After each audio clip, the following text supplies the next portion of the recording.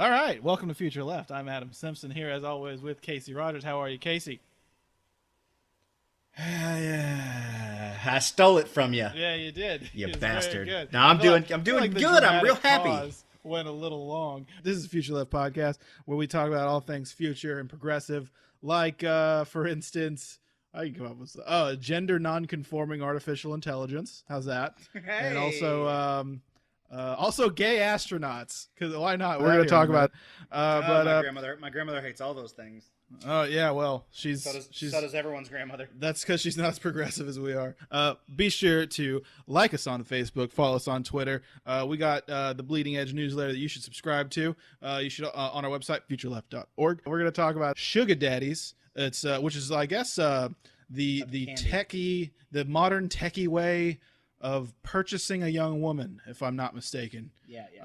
But yeah, we'll be talking about that later. Justine Kanzaden will be joining us. Casey, since we already mentioned it, your favorite story this week was about gay astronauts. Yeah. So Texas Rep, the Honorable Louie Gohmert. I wouldn't say honorable. I mean, no, I wouldn't either. So Louie Gohmert is just not a good name, though. But it just hearing it, you can tell what kind of guy he is. Yeah, you can. So he gets up in front of who is he in front of, Adam? The Congress of the United States of America. Makes sense. And he was basically talking about, I guess his overall point was that the administration, the Obama administration, is infringing upon people's religious liberties. Because that's certainly what his last thing. And basically by that, he means that they're letting people be gay. So to make his point, first of all, he started out by quoting a lot of biblical stuff as though it should be authoritative in making policy, which is problematic. And I don't know, it's growing up in the South, it sounded like a lot like church on Sunday morning, the way he was talking about it. And He was like, are these people going to tell us that Jesus is wrong? Are they going to tell us that he's wrong when he quotes Moses in saying that it's not right for men and women to have same-sex relationships? But it all culminated when he said, let's say there's some natural disaster like the one that wiped out the dinosaurs, which I'm glad he believes in that. And he said, let's imagine that we sent a bunch of people a la Matt Damon. He didn't even specify it was like Matt Damon from that movie. Yeah. It's like he went on Google for like 5 minutes and went and tried to repopulate the Earth. 40 people. Now, how many of those would be same-sex couples? Are we going to send them to try to repopulate the Earth? Sorry.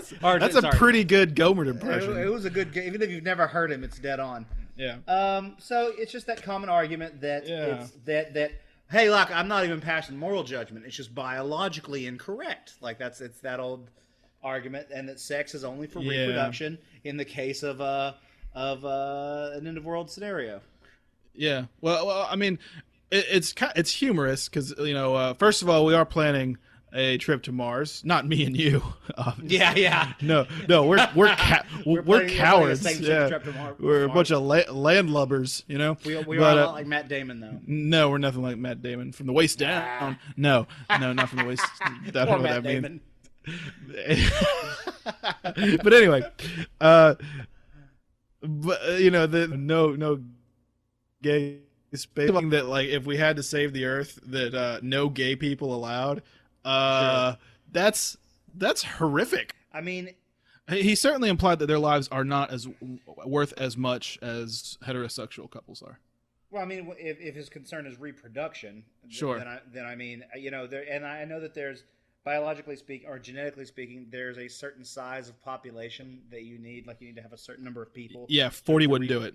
Yeah. No, 40 would not do it. And correct me. And I wonder where he got this number. It seems like an arbitrary number he just pulled out of his ass. Like 40 people. I feel like me and you maybe know that for the same reason. Why the Last Man, the comic book, when it actually got down to the wire, and they're like, no, you need this amount of males to be able to reproduce.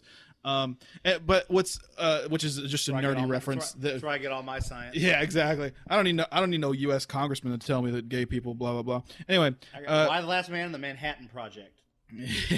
Manhattan Projects, plural. Yes. Shout out to Jonathan Hickman. Send me free stuff. Anyway, well, what's interesting about this argument is that it actually reminds me of, like, probably where, like, anthropologically speaking, back in the day when we lived in, like, really small communities, the idea that there was someone who wasn't going to reproduce was like a evolutionarily reprehensible thing. And that's probably somehow where homophobia came from. Now, obviously, we're not running around with, like, spears and hating on each other and such. Not all of us. Yeah. Louie Gohmert, maybe Louie Gohmert does a lot of that. He goes to East Texas, and that's exactly what he does. Yeah. No, so in that sense, I was like, wow, this guy's pretty primitive. But yeah, it was just ridiculous. The guy wants to talk about gay astronauts, and frankly, here at Future Left, we are pro gay people in space. And what's weird is you'd think that Louie Gohmert, being a bigot and all, would be like, yeah, I put him in a rocket, shoot him into the moon or something. Let's get rid of him. Yeah, I don't know. Which is also morally reprehensible. I don't mean to say this is the compromise that we're looking for. I think in the Armageddon scenario that we're running from, God has probably done it to kill the gays anyway. So, but I mean, we know as progressives that it can get dicey when you're talking about if for some reason you needed a situation where people needed to be having kids and procreating, that you wouldn't be including same-sex couples, obviously, because they can't as of yet. Well, first of all, I hope science gets on this and makes it to where they can reproduce, because then that'll just take the steam right out of Louie Gohmert. No. First of all, gay people have been reproducing for some time. All it takes is a little imagination. You put your part into, or someone else is into your part, and then you just make a baby. I feel like if we're talking about functional reproduction, they can probably pull it off. You just get someone to, quote, do the deed. So we could take gay people into space as long as we make them have heterosexual sex. Well, we wouldn't make them. It'd be consent involved. But like, no, we all. It's not like this is a rare story that someone that has kids is like. No, of course. By the way, I'm gay. Sure. Glad I have kids. Don't get me wrong, but making them wasn't the funnest experience of my life. Raising them, sure. Making them, no. You always hear people of this argument be like, listen, if everyone in the world was gay, there wouldn't be any more people left. And it's like, yeah, if the Earth was too close to the sun, there also wouldn't be any people left there. Like, I don't know why like these weird hypotheticals. Yeah. And what's weird is these people who normally hate science try to use scientific things to validate their theories. Like, I'm just talking about biology, people. Yeah. And he kept saying, and these are people we need to love, we need to correct, we need to work with. Yeah, and he kept referring to them actually as like they're mentally disabled, which is. Well, and he was like, the DSM has always said that transgender people and gay people have mental disabilities, and I was like, used to.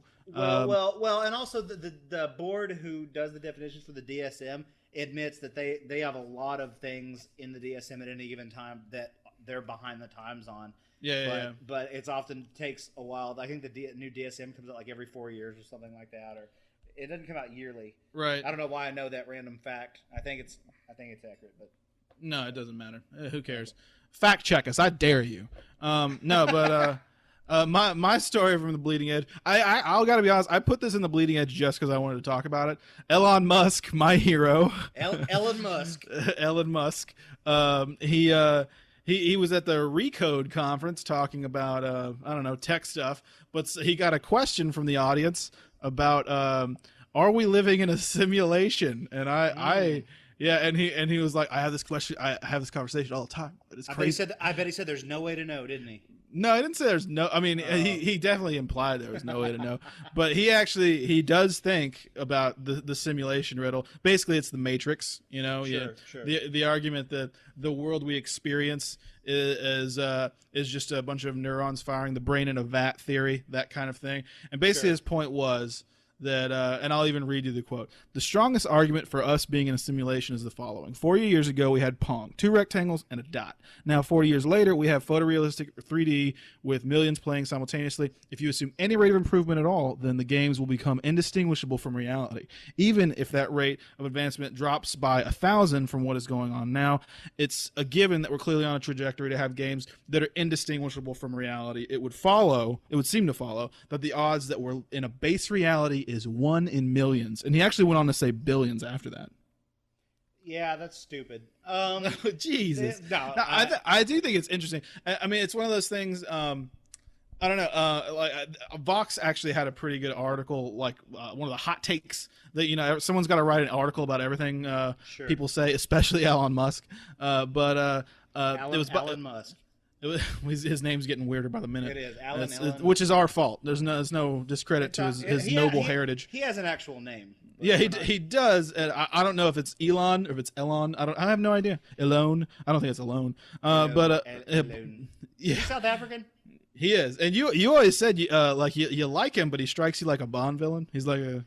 Yeah, he just I don't know. Also, I tend to, when I think of him, I usually tend to picture Julian Assange. I don't know why. That's weird. But Julian Assange has that weird white hair, and I feel like he's always wearing a Nehru jacket and stroking a white cat. I don't know why. Elon Musk looks different than Julian Assange. But David Roberts in in Vox had a great article, and the title being "Elon Musk thinks we all live in a video game. So what if we do?" Elon Musk actually retweeted it and said exactly. Apparently, he thinks it's a neat thought experiment, and maybe he even finds it convincing. It makes no difference. He's still trying to change the world for the better. I think. I don't know how one would be convinced by this. Like, I understand assenting to its possibility. Yeah, but I don't understand Elon Musk being like probably, and then saying that chances are reality being the real one is 1 in billions. All right, so I've been thinking about it lately too. Well, not just since I saw the article. Not that I'm, I don't exist on the same wavelength as Elon Musk. I have a podcast. Oh my God, Adam! But you're just licking those boots. Come on. He's just a better human. We could all be so lucky to lick his boots. He's just a better AI in this simulation than I am. In my one brain. But you think about it in Grand Theft Auto 5. It's populated full of things that are programmed to do things throughout the day. If you assume a rate of change, maybe at some point the AIs will be so good that they have some sort of consciousness, which is a weird idea. I don't know. It's not so like stupid of an idea. Like, people actually did laugh at him. Did you watch the video? Yes, I did. I watched it, and I think it is a stupid idea. I don't think it's stupid. I think it's neat. It's a little nerdy, but I think it's stupid. Okay. Like we can produce when was our Pong? When were we Pong? When was that? I guess he was implying that it was 1986. No, I mean, when was our simulation that we're living in at its Pong stage? Because apparently that's is he saying that we have constructed a video game around ourselves, or that no that we exist currently in a simulation, or that perhaps we are. I don't think he said this explicitly. I might be just reading into this, but either that we are in a simulation as beings, or we are productions of that simulation as consciousnesses. I just think it's weird that we would have come up with the idea of video games in a reality where some all-powerful being made. Like, I don't understand who would be making this simulation. It's similar to Descartes, right? All right, maybe we shouldn't talk about Descartes. Okay. Whose one consciousness then are we living in? Elon Musk's? Is that the idea? We should be so lucky, are we Casey. all simulations, and are we all AIs in his simulation? No. Probably. The odds are 1 in tens of thousands. This is one final topic. I'm kind of coming at you, ambushing you with this. Better be careful. But all right. Last week there was a Donald Trump rally in San Jose, California, and I don't like that person either. I think that's the first time I've actually said his name in a proper episode. There was some, there's some protesters there, and they got a little violent. There was some punching. There was some egg throwing. Egg throwing being the worst thing a person can do. Sure. But there have been a lot of people condemning it. It's Bernie Sanders among them, people that condemn this. It's something I've had a hard time with because I actually view the threat of the Trump presidency as a pretty violent threat toward certain demographics in our population, particularly Hispanics, not just Mexicans and Muslims. And I feel like it's weird for me to, as a white guy who's going to be safe in a Trump presidency. Why would you be safe? I feel just as much in danger as anyone. Like I don't want those people being victimized. Look, sure, but Trump isn't gonna. No one's gonna kick in my door and kick me out of the country, nor are they gonna do that to my family. They may. You're a liberal, so they may. No, I really find that doubtful. I mean, I don't know. I feel like he's campaigning directly on a threat to people who are not white. I think that's Trump's. I don't know. I found that obviously that's there, but you think that's his central thing that he's running on? Absolutely, I do. I think he's running on the lost primacy of white males. I think that's exactly what it is. But and it seems odd to me as a white guy to be like, you guys should just use your words. Don't hit when I'm under no threat at all. And I wanted your reaction to that kind of. My reaction to that is Gandhi and Martin Luther King. I mean, they were both being part of targeted. Gandhi was part of a targeted majority group, not a targeted minority group. The majority in that case were facing violence from foreign oppressors, but Martin Luther King was part of a minority group who was facing violence, and they both were able to say that violence isn't the way.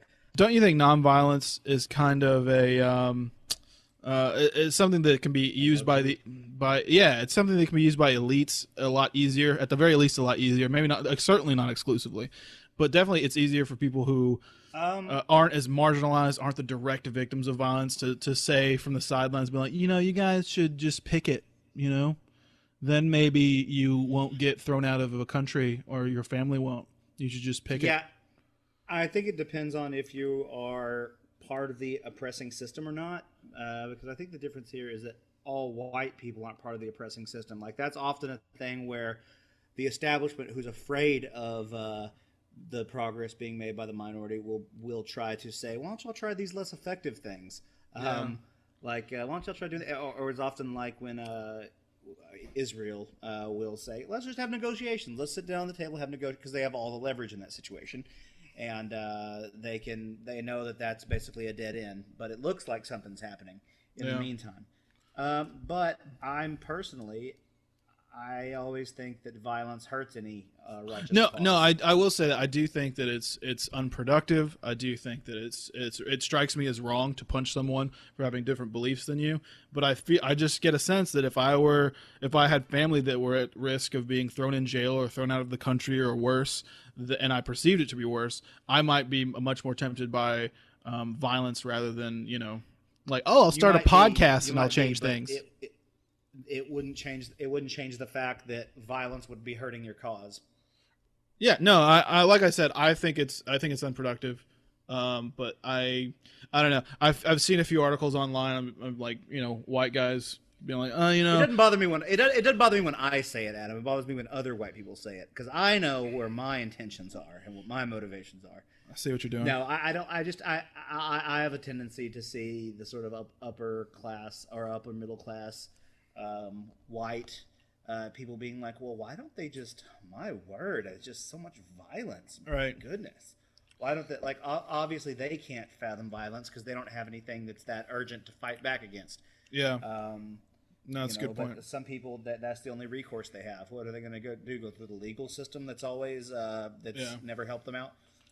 Or run for office when voter registration's being blocked. I mean, we've never had a black president. Well, dude, you know as well as I do that a fucking black president means nothing for race relations in the United States. No, it doesn't. But anyway, I think well, this is a conversation we should keep going about political violence. I think, especially in other contexts. I was talking with a friend of mine earlier about in other contexts, like in the Middle East, for example. He has a certain view of political violence, and I was kind of like, in that context, where speaking your words and picketing can get you killed. Well, it is you have a lot less to lose, right? But I mean, at the same time, like the threat in my mind in the United States right now for certain communities is just as at the very least perceived. I certainly perceive that danger for Donald Trump being a goddamn fascist. I just can't imagine if I felt like I were personally at risk. And I know you suggested that like you do feel at risk, but yeah, because I don't want to see. I mean, my wife's a minority, but she's one of the good ones. You know what I mean? The kind that we need for doctoring and lawyering and yeah. Well, she married a white man, so now she's miscegenated. She got a white prize. Does that mean America? Hold on. Does that mean that she is miscegenated, or our children? I see. Okay. Yeah. I just wanted to. They'll be muddled. Yeah. Muddled. There were these. I remember reading. This is nonsense, but there was this thing during the Middle Ages when people were trying to when the Muslim world and the Christian world, and they were like, what if a Muslim, and that they use that for a race. What if a Muslim woman and a white man had a child? Would the child be like polka dotted or striped? Or they were so fucking stupid they couldn't wrap their minds. They didn't understand how the colors would represent. They thought there had to be brown and white represented in the baby. Polka dotted children. Yes. And there were actually stories about going to other countries where different races lived side by side, and that people were muddled like dogs. They had spots, and I was like, "What the hell is going on?" Yeah, that's the weirdest. One of these one of these ancient Greek guys said he went to China, and the people didn't have heads; their faces were on their torsos. Ugh. What? Yeah. They just had eyes where their chest was. And what? I got to tell you, if I thought that other people looked like that, I'd probably be a goddamn racist. If I believe there was someone walking around with a face on their chest and no head, I would take a dim view of that race. I'll tell you right now. And they did. Just an honorable mention. This is one of my favorite stories. Was not in the Bleeding Edge. It's the most ridiculous thing I saw of the week. Even more ridiculous than Louie Gohmert's warning about gay astronauts. Whoa. Even more ridiculous than Elon Musk wondering if this is a simulation or not, because it's possible. No, but it was an article in Vox called "The Most Racist Math Test You'll Ever See," I'm gonna read some of these because they're incredible. I'm gonna write it down and try to get the answer. Come on, let's hear it. Yeah. All right. The question one. This test was given out to children, and you're gonna. Let me see. I'm a teacher, so I might want to steal. It was in a middle school. It was in a middle school in Mobile, Alabama. Alabama? Yeah, a progressive bastion once again. But the kids were handed a test that you'll see why in a minute. But they were like, "Is this for real?" And the kids even noticed. The teacher was like, "Oh, this is real." But she's been suspended. The teacher.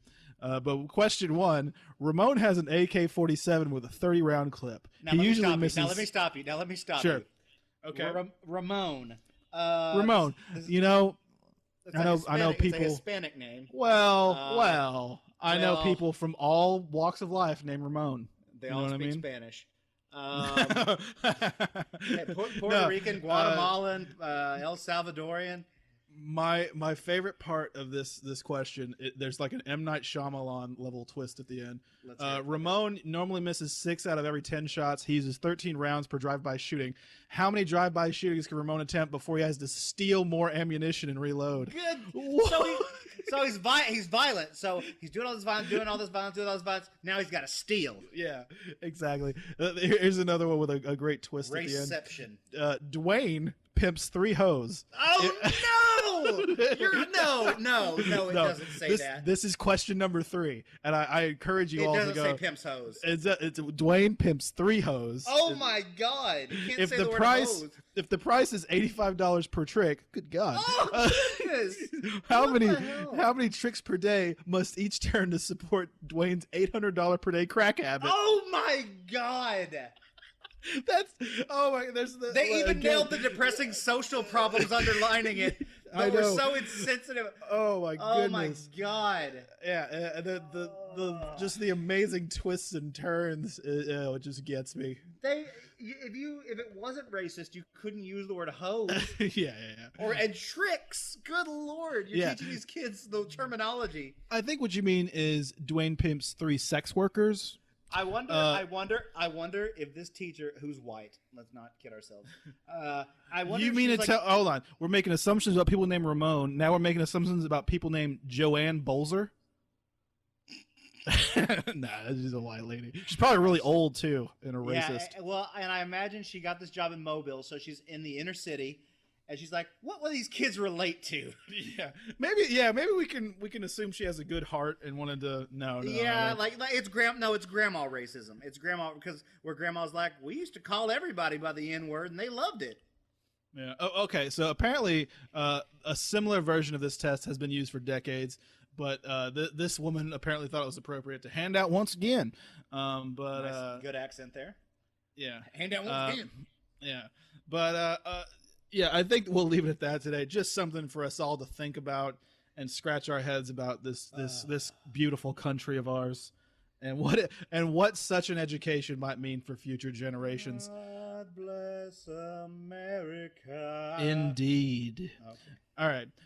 And with that, we're going to go to our conversation about Sugar Daddies with Miss Justine Kanzadian. Joining us now, Miss Justine Kanzadian. How you doing, Justine? I'm better now that you're here. Aw, if only she meant that. But no. This is weird. Today we're talking about sugar babies and sugar daddies and sugar mommies and sugar persons because it's 2016. Sugar people. You gotta have gender non-conforming sugars. You know, got to be sugar positive. Anyway, so it's this weird trend. I think it's weird. It's got some gender issues, some economic issues, even kind of a tech issue. It's comes back to this online dating site called Seeking Arrangement. This comes from an article in the Associated Press this week by Sarah Skidmore Sell. I call her Triple S. She's a triple threat. I'll tell you that. But no. What's happening? Article called, good question, article called Students Seeking Sugar Daddies for Tuition, Rent. Now, it has a profile of one girl in particular who I'm not going to name. I think it's strange. But she recently graduated from Villanova University with no debt, unlike any of her colleagues. Yeah, I thought that. I mean, good for her, but she did it by financial aid. No, not financial aid. Going to a website called, as we mentioned, seekingarrangement.com. They are not sponsoring us, so we should stop saying that fucking website name. But and you're gonna find out that they're not sponsoring us because we're gonna shit all over them, or at least I am. Which you can use that site for, actually. This is here we go. No, but I actually I have a big problem with this. I think it's a really sad state of affairs. Tuition and rent getting so high that people are thinking about companionship opportunities. How do we describe this? Because I mean, I'm tempted to just like sex work. Okay, this it is like sex legitimized sex work. So I think that sex work, if we have a broad conversation just about sex work, I'm not sure I agree with that. Only because it takes advantage of generally young women. Yeah. And I think that once you start to age, it's like your value decreases, and I think that becomes dangerous. Yeah, I think in my mind, part of it. All right, so we can talk about the gender issue first, because in my mind, women have been traded, bought and sold as commodities for a lot of history, and the idea that a woman owns herself and chooses to sell herself is in some way empowering, maybe, but it still rubs me the wrong way. Maybe it's because I'm a dirty Puritan at heart. But no, I feel like it inherently places an objective value. It commoditizes a woman's body or access to it, which I have sincere problems with. Isn't it different than what prostitution usually is? Like, aren't these women going on this website? Aren't they in a little bit more control than a lot of women who are in prostitution around the world? Only because you have more options, and your options have more money because you can see how much money they make. Well, look, sure. This is how the phenomenon of prostitution, I think, is linked to certain social ills or certain social factors, economic factors. An individual's decision to pursue sex work could be for 1,000 different reasons, but in my mind, a context of absurdly high tuition rates, crippling student debt, incredibly high property values. I mean, just one of the interesting statistics from the AP article is that the student membership of the of SeekingArrangement.com has gone from, in 2010, 79,400 in 2010 to 1.9 million today. And along that same time period, there are other factors like a rise in property rates, particularly, or a rise in rent, which is something they talk about in the article. Since the collapse, in 2008, there's been a higher demand for rent, which has driven up rent prices. And by that same token, tuition rates are much higher today than they've been in the past. This is coming from an article in the American Prospect by AL Press. In New York, the cost of public education has risen by 25.8%, while state spending per student declined by 7%. In Arizona, tuition has increased by 83.6% since 2008. Spending per student has declined by 47%. In California, tuition's gone up 62.2%. And in the article, it even states that, not only in the past few years has these trends gone up, but so has and the CEO of the company. But Brandon Wade, he actually said that in the article, or the article pointed out rather, that it's most popular where rent is highest, like in places like Los Angeles and New York, and that Brandon Wade even identified students as a potential market, calling SeekingArrangement.com, quote, an alternative to financial aid. I'm sorry, this guy's a turd. It is sad that tuition is so expensive at this point that pretty much nobody can afford it. I don't think I know anyone that didn't take out a loan for school. Yeah, absolutely. It's a little ridiculous at this point. Tuition, even for state schools, is increasing, and it's a lot of money, and that doesn't include your living expenses. And that's a problem that we can get to on another podcast. But this particular issue, I think it is good that the women are taking control and they're making this decision themselves, but I think they're kind of being forced into the decision because it's the easiest way for them to make this money. But it also has risks. You can be taken advantage of. You can be abused. I think they also do background checks, which was something that did make me feel a little bit better, but that there that's what I was going to say. Some reported cases of abuse, and it doesn't eliminate it. I mean, I was trying to draw a distinction between street prostitution that's often involved with drug addiction and things like this. This seems a little bit safer. I mean, I guess it's on a sliding scale, right? Because I mean, these women haven't been they've been thrown into a situation where they can't afford school. That's something that's out of their hands. But I feel like, especially the young lady who the article's about, she said that she thinks it's a great resource. I mean, a lot of women in street prostitution they don't think it's a good situation. They would prefer to not be in this situation. I made a profile and I looked at everybody else's profile. So did I, for research purposes. And I'm broke, just so everyone's clear. I was thinking about it. Adam wasn't providing, so I had to search elsewhere. No, I can pay you an empty Gatorade bottle. Yeah, pretty much. That's about it. And M&Ms. And peanut M&Ms. Stay away from my M&Ms. Oh, but they're so good. So I looked at some of the profiles, and I have two observations. One is that it's very sad that men think that they have to pay for companionship. That's on you. You guys are fucking stupid. We'll swipe right. Right, but you have to be attractive. Unless you take your... Kinda. We don't... Our standards aren't that high, you guys. Some of them had descriptions just saying that they were looking for... what they were looking for in a woman, and it says where the price is, like how much you'll pay them, the stipend, I guess we'll call it, negotiable. But they didn't make that much money. Right. They made a decent amount of money, but probably not much more money than we're making. And that's impossible for me. Oh, right. Sorry. But that you at your former job. Well, I know. But And then there were the ones that were total scumbags. And I know, you know what? I shouldn't judge that said that there were the ones that said, I'm married, but I'm looking, which means they want to pay for sex. And also it's probably hush money a little bit. They don't want they don't want this to be disclosed. No, I mean, it's mutually exploitative because the women are taking the money, but the men are being stupid and they're willing to spend it on sex. Here's my response to that.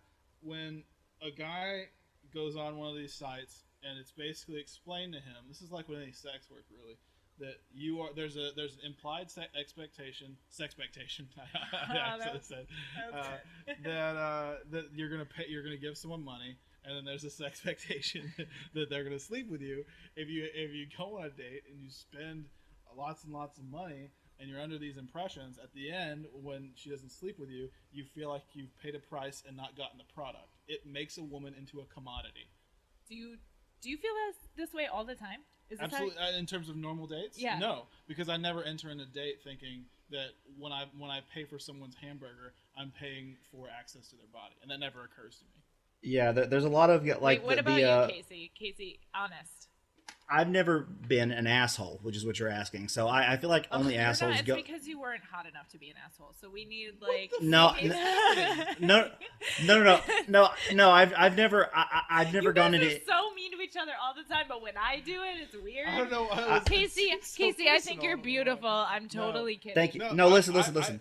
I've never gone into any situation assuming that I deserve something. In fact, if I've ever been on a date, all I'm thinking about is, am I doing this right? I couldn't imagine thinking, I've given this woman all this Casey. Now she's got to give me something. That's what we see with these men, a lot of these men's rights activists, Justine, who are like slut shaming these girls for quote unquote leading them on, and these guys are very quick to say these women owe us something, and men's voices are being put. I mean, these guys are just assholes. I just think that the whole dynamic, the expectation that underwrites this entire website, is that I have money, you have a part of your body that I'm interested in. Or a few of them. I want you to tickle me until I pee myself. That's what I'm into. Don't judge me. Oh, here we go into the specific stuff again with Adam. I found out a lot about you through these feet podcasts. in your mouth and yeah, Jesus. There was something with mayonnaise at one point. He wants to be dressed up like a squirrel and treated like a dog. Everything you've heard, completely true. First of all, but no. Second, moving on from my dirty sex. What were we talking about? If you enter it, like basically this whole thing is seeking arrangement. The arrangement being, person A provides money, person B provides body parts, sex act, etc. Kristen Hauser of the National Sexual Violence Resource Center says violence is common whenever sex and money are exchanged. I mean, in my mind, it reduces a woman. They're not looking for a companion. You don't pay for someone to talk to. You are paying with you pay money with an expectation that someone has to sleep with you. Like, they don't have a choice anymore because it's now their job. Their but job aren't those is terms to now have sex with you. Okay, so you're saying even if they have agreed like up front, yes, sex, that they are not able to change their mind if they want to. Not if they pay you. I mean, I guess problem. you give the money back. I don't know. I didn't ask. Because I was thinking if both people go into like on a date, there's nothing. There's no guarantees. So they to meet expect first. They talk about it a little bit. They meet if they hit it off and they have chemistry, or they. Yeah, if you know how it is. You meet, you have coffee, you have chemistry, and then you give a woman $10,000 to just be your friend. No, but if they don't like you, if you're not hot enough or you're not what they're looking for, they're not going to pay you. Then if you accept the payment, you're expected to do what they want. I just feel like the whole notion that money and sex go hand in hand, and just like, oh, we just make it explicit. I feel like that's just his own cynical bullshit about how relationships work. And that has nothing to do with a mutual human interaction. Can we bring it back to the fact that people are like, this has become a resource for students and how dangerous that is? Right.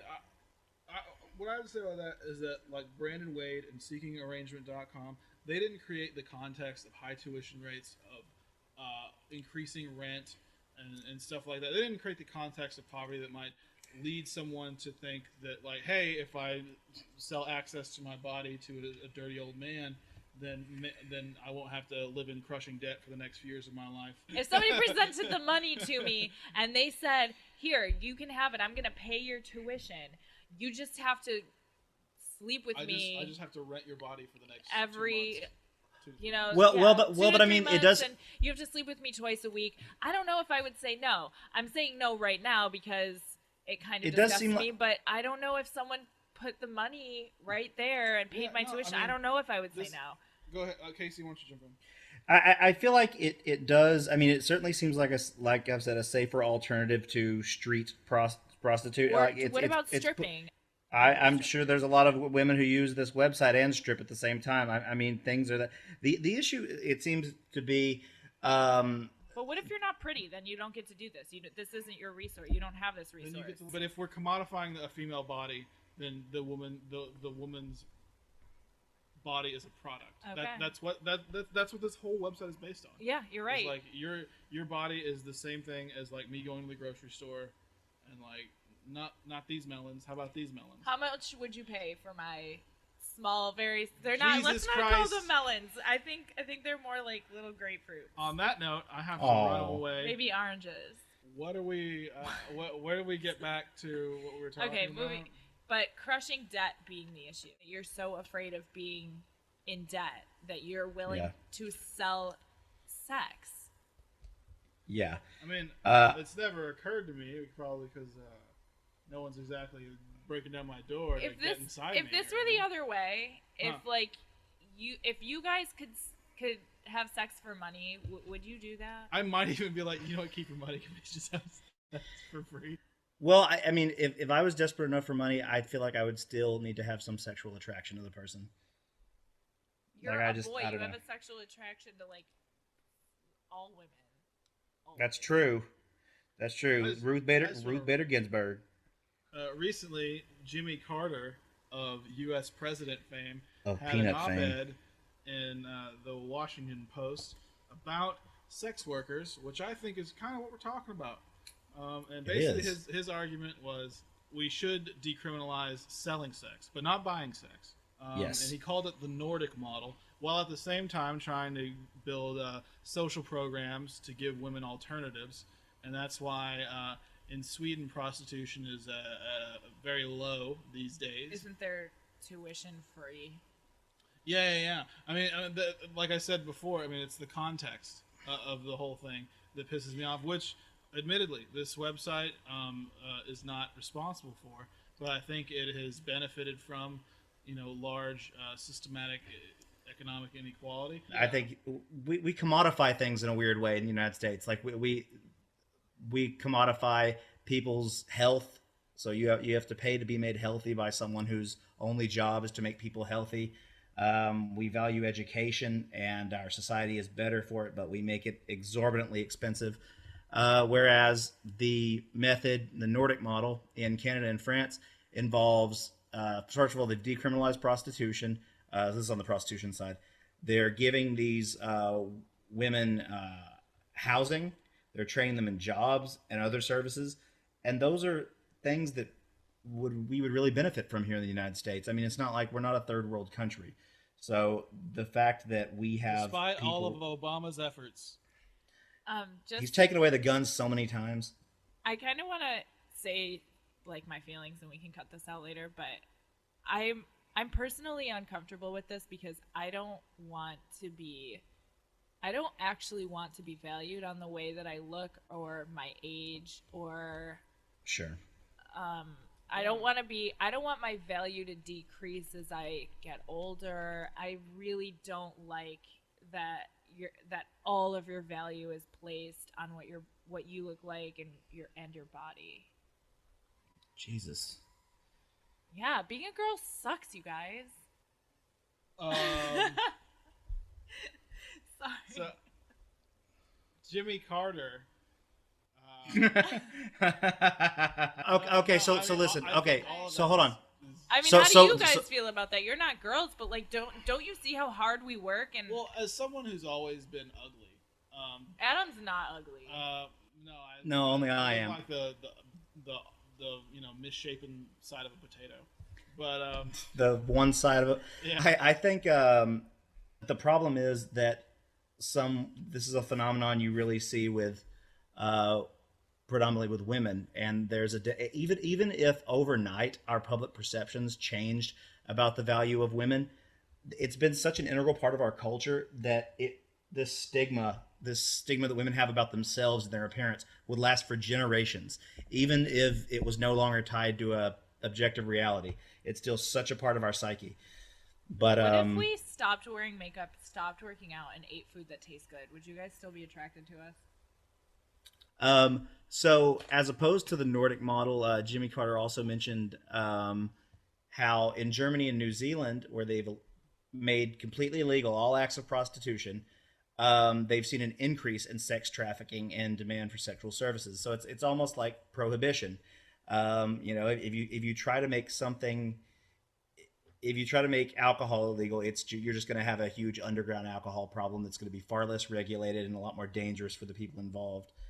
So I mean, what do we do about sex, though? I mean, I agree with what Jimmy Carter said about you criminalize purchasing sex but not selling it, because at the end of the day, people we don't want women's bodies commodified. I do view the women as being more exploited, or the sex workers as being more exploited than the people that are paying them. So I think that makes sense. But in the meantime, you have to attack the context. You have to figure out a way to get markets for rent to not be so absurd that someone thinks, man, if I could only just rent out my body a few nights of the week, my life would be a lot easier. And maybe it's basic income, or maybe it's something else. But you have to figure out a way to stabilize things like that. You have to bring tuition down. It's the contextual things that I think promote an environment where people don't turn to sex work, don't turn to exploitative relationships and power dynamics. What if it wasn't for need? What if it was a woman's preferred way of making money? What if she thought, this is what I want to do? Wouldn't we then again be legislating ways that women can and can't control their own bodies? I mean, like I said, I'm not trying to legislate the way a woman uses her own body. In my mind, I think of it as if money wasn't a factor at all. Like I know, yeah. If you want to have sex all day, that's great. Yeah, I think that's what I want to do. These girls, at the end of the day, they're still, and I agree with you that there's a problem to begin with in that our economy shouldn't be forcing these decisions. But at the end of the day, it doesn't seem to me so much that they're being forced into this as a last resort, but that they're making a choice between two choices: living in debt or prostituting themselves, which isn't the same sort of coercion as having no other choice. But there still shouldn't be just two choices, using your body to make money or living in debt. But I didn't want it to. It sounds a little one-sided to say that this is their last resort, because I mean there still is a choice being made, at least. Exactly, Casey. And it's like I said earlier, an individual's choice to do a specific action is one thing, but if you we can see that there's a context here that's increased an incentive structure around that choice that leverages people to be more prone to making decisions that I think are not in their best interests. That's my personal opinion about someone else's actions, which is frankly an irrelevant opinion, but that's kind of how I approach it. What do you think about the men doing this that are married but looking, or maybe they're just really are seeking an arrangement? How do you guys feel about that? Because you're men. Would you do this one day? I would never offer someone $10,000 for a semester of access to their body. The entire idea disgusts me. Okay. I'm too aware of exploitation that I would not be able to. The whole time I'd be like, yeah, I'm a bad person for doing this. There's the long-term solution of how we alter our culture's mindsets about sex and about the women, value of the human body. Yeah. Well, but in the short term, there's economic and policy things that can be done. I think we have to battle the economic side first. Yeah, because that's what's creating the market for people selling their bodies is need. Economic need. So what you're saying we should do? What you're saying we should do is don't say it, Adam. Seize the means of reproduction. Oh yeah, my God. You know, we have 3D printers now. I mean, do you guys even really need to pay us for companionship? Like, you have...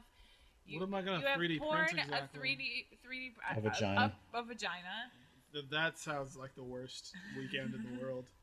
Jimmy Carter once said, "We must not abandon the equal dignity of each human being by simply regulating abuse." All right, I think we really got somewhere today. Really solved some hard hitting issues. We didn't. Real hard. No, we didn't. What? No, we didn't. No. No, we didn't. But despite that, you've got to admit that you can follow us on Twitter at future_left. We're on Facebook, also something resembling Future Left. Also visit a website, futureleft.org. And we'll be sitting here in the silent void of the internet, waiting until the next time we talk to you. Bye, everybody.